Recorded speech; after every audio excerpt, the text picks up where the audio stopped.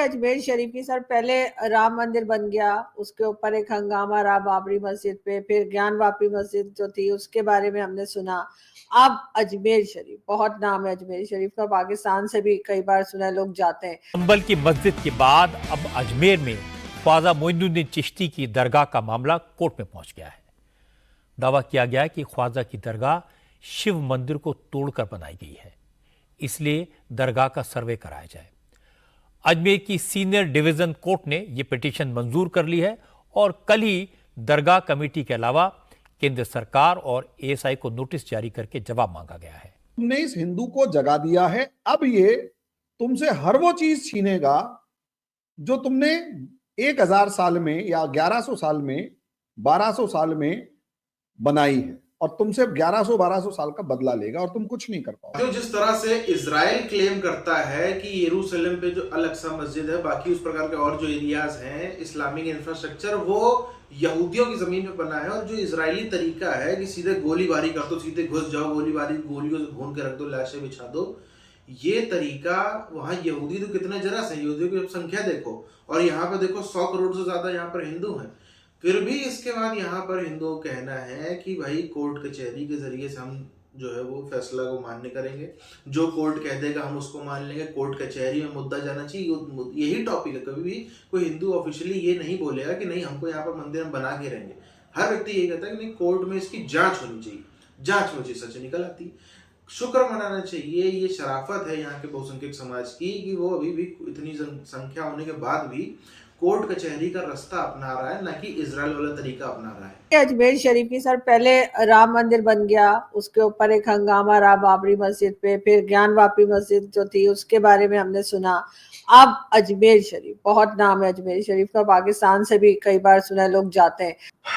कश्मीर के एक जाने माने लीडर होते थे सैफुद्दीन सोज, उन्होंने बाबरी काउंसिल में एक बात कही, और वो ये सिंपल वर्ड्स में कहा कि देखो तुमने हिंदुस्तान में बहुत कुछ अचीव कर लिया, आपको पाकिस्तान मिल गया, दो देश मिल गए, मुसलमानों को कहा 2 देश मिल गए, हिंदुस्तान में तुमने 3 लाख मस्जिदें बना ली, तुम इतने ताकतवर हो कि तुम जिस तरफ वोट डाल दो पलड़ा उस तरफ जाता है और सरकार बन जाती है।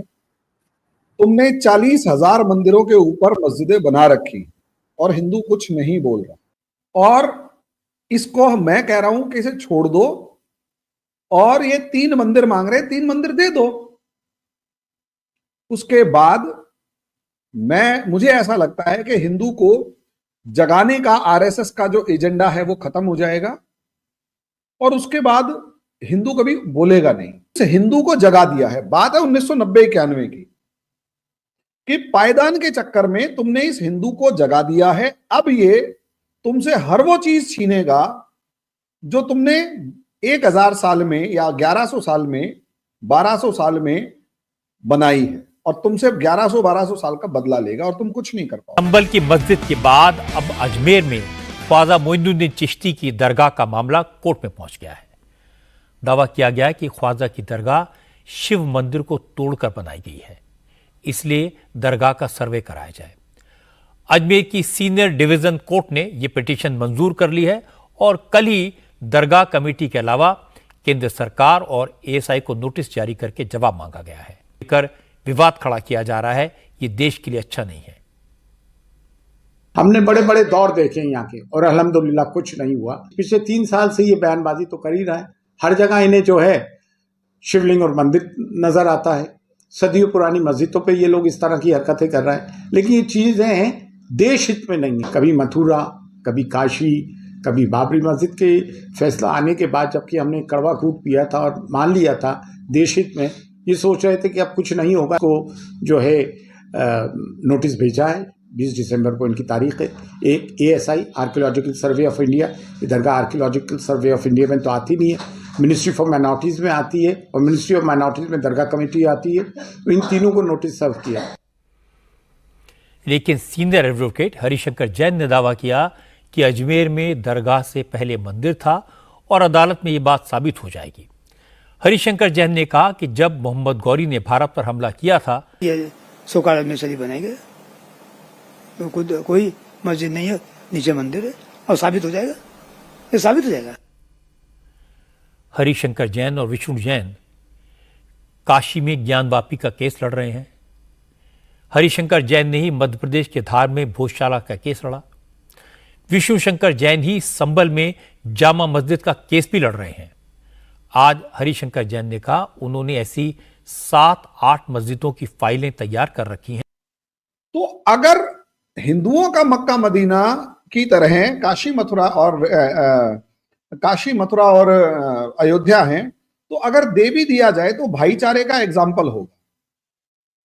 मुझे याद है आज भी उस बच्चे की जो नजरें थी, एक बड़े तीखी नजरों के साथ और तीखी भाषा में कहा कि सब बुत परस्ती के लिए तो 1 इंच जमीन नहीं दी जा सकती। ये इशू है, ये माइंडसेट की लड़ाई है और प्रॉब्लम अब यही आई है। और दूसरी बात, ये माइंडसेट खत्म नहीं हुआ है। मैं बार बार अलग अलग चैनल्स पर कह रहा हूं कि असलियत में हिंदुस्तान के अंदर जो मुसलमान बचे थे वो लोग थे जिन्होंने असलियत में पाकिस्तान का सपना देखा था।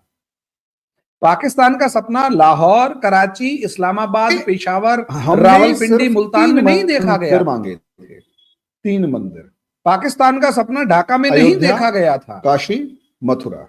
पाकिस्तान का सपना असलियत में देखा गया था अलीगढ़ मुस्लिम यूनिवर्सिटी में, जिनके ऊपर आपने अनाउंस कर दिया गया था, ऑन रिकॉर्ड है। बैठे में आरजू जी, वहां तो पाकिस्तान की बात ही नहीं हो रही थी। उसके बाद हम कभी कुछ नहीं में आपके पाकिस्तान में इलेक्शंस हुए थे।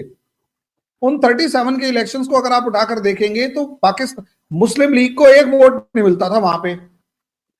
कांग्रेस की या पीसेंट, वो मतलब कृषक प्रजा पार्टी, या वो क्या नाम है, वो क्या कहते हैं, गुलाम अहमद समथिंग, उस लीडर से उनकी वहां पर सरकारें बनती थी, सिंध में, पंजाब में, मुल्तान में और खैबर पख्तूनख्वा में।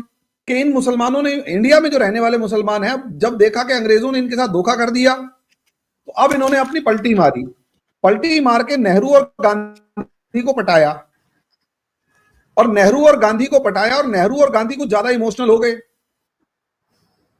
आरजू जी, यकीन मानिए, नेहरू और गांधी ने पाकिस्तान को बचा लिया, वरना अगर हिंदुस्तान से जाने वाले मुसलमान सारे के सारे पाकिस्तान में एंटर कर गए होते तो आपके पाकिस्तान में पैर रखने की जगह नहीं होती। आई को समझिएगा आप। यहां वो वक्फ की प्रॉपर्टीज जो मौलाना कह रहे थे, वो साजिद रशीदी, एक बार दोबारा उनको बुलाएंगे क्योंकि और ज्यादा फैक्ट्स के ऊपर डिस्कस करेंगे इस मामले में। ठीक है, कि वहां से प्लानिंग हुई है 1954 एक्ट से, कि असलियत में वक्फ प्रॉपर्टीज असलियत में हिंदुस्तान की जमीनों पर कब्जा कर करके लैंड जिहाद का मामला था।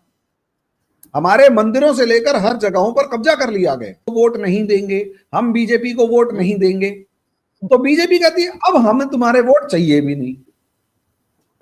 अब जब बीजेपी वोट ही नहीं दे सकती, मुझे तो ऐसा लगता है कि मुसलमानों ने अपने हाथ काट लिए कि भाई हिंदू कहता ठीक है, मुसलमान का वोट तुझे नहीं मिलता, हमारा वोट मिलेगा और हम भर भर के वोट तुझे देंगे। इस तरह से पूरी की पूरी श्रृंखला में एक के बाद एक ना सिर्फ जनता की तरफ से मांग उठ रही है, बल्कि एक के बाद एक जो अलग अलग दरगाहें हैं, जो मस्जिदें हैं, जो इबादत खाने हैं, इस प्रकार की जो चीज़ें हैं, बेसिकली इस्लामिक इंफ्रास्ट्रक्चर, उसके अवशेष ऐसे समझ, इसके प्रूफ भी मिलते हैं। आर्कियोलॉजिकल विभाग को जो है उसके प्रूफ भी मिलते हैं कि वो अवशेष पर बना है किसी हिंदू मंदिर के ऊपर जो है वो इस प्रकार से मस्जिद, इबादत खाना, इस प्रकार की चीजें बनाई गई। अब समस्या ये है कि भारत से लेकर पाकिस्तान से लेकर जगह जगह जो है इस चीज का विरोध हो गया। देखो, संभल का मामला हमारे सामने था, अभी अजमेर का मामला सामने आया है। अब एक चीज तो ये होती है कि जब ऐसा कुछ होता है उसके बाद जो वर्ग विशेष सब चीजों में लगा था, जो शराब के ठेकों में बैठा रहता था, जो अलग अलग जगहों पर रहता था, जो कभी शायद साल में 4 बार, कई ऐसे लोग जो साल में 4 बार भी मस्जिदों में ना जाते हो, अब उन सब ने भी जाना दौरा तेज कर दिया है। इसी प्रकार से आप देखो, हमने बीच में मथुरा का जब मामला उठा था, जो शाही ईदगाह है उसका, तो हमने देखा था पहले भीड़ ही नहीं आती थी, बिल्कुल सन्नाटा रहता था, गिने चुने लोग आते थे। अचानक से जब ये मुद्दा उठा कि कुछ यहाँ पर हो सकता है, यहाँ पर हो सकता है, पुलिस इसको वो करे, पुलिस की सिक्योरिटी बढ़े, इसको जो है आर्कियोलॉजिकल विभाग इसको अपने कब्जे में ले, ऐसी प्रकार की चीजें होती हैं। तुरंत अचानक से भीड़ की भीड़ आ गई, ये इस प्रकार की चीजें हमको देखने को मिलती हैं।